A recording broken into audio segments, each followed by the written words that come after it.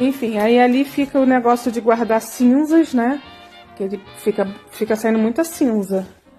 Aí, aqui o Jared vai querer me botar uma televisão maior ali.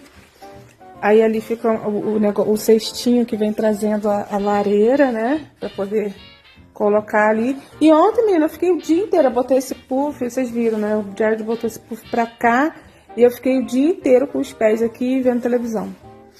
Aí hoje que eu não tô conseguindo ficar deitada de jeito nenhum. Vou furunfar, vou fazer coisa na cozinha também, vou terminar de arrumar as coisas. Porque hoje eu não vou ficar parada não.